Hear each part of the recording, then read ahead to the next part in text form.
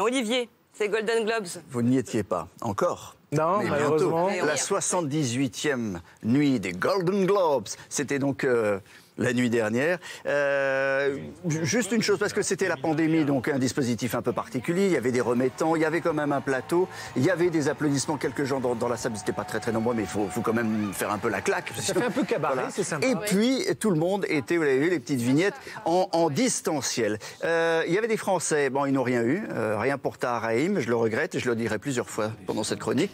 Rien pour Florian Zeller non plus, qui est, je le rappelle, l'auteur de théâtre le plus joué au monde, qui réalise son premier film, qui avait 4 nominations pour The Father, avec dans le premier rôle Anthony Hopkins, rôle de cet homme qui peu à peu sombre dans la maladie d'Alzheimer.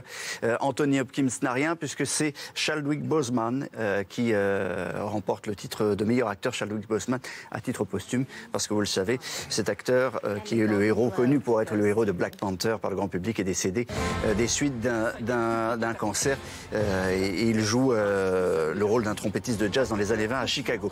Il y a eu beaucoup de films, et ça vous a intéressé, sur des procès. Beaucoup de films politiques, Richard Malkeb, beaucoup de films sur des procès. Politiques d'abord avec Judas and the Black Messiah. C'est un film formidable qui raconte l'histoire vraie du leader des Black Panthers, Fred Hampton, assassiné en 69 par la police et surtout par le FBI. C'est l'acteur britannique Daniel Kaluuya qui reçoit le prix du meilleur second rôle masculin.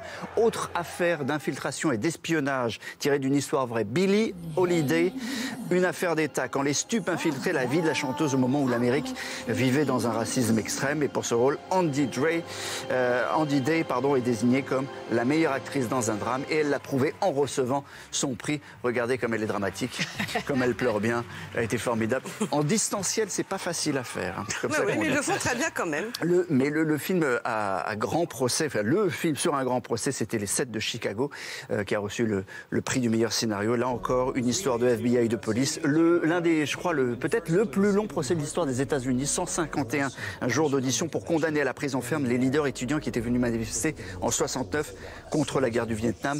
C'est un film absolument extraordinaire. Si je ne l'ai pas déjà dit, Tahar Rahim n'a pas eu le prix. Non, c'est un scandale. C'est dommage, mais Jodie Foster l'a eu. Et là encore, pour sa performance dans Désigné coupable, je vais terminer là-dessus. Là aussi, c'est encore une erreur judiciaire historique et sans procès à propos d'un homme emprisonné injustement à Guantanamo et sauvé par son avocate. Comme quoi, les avocates, ça peut sauver des hommes, ça peut sauver aussi le cinéma. Merci beaucoup Olivier.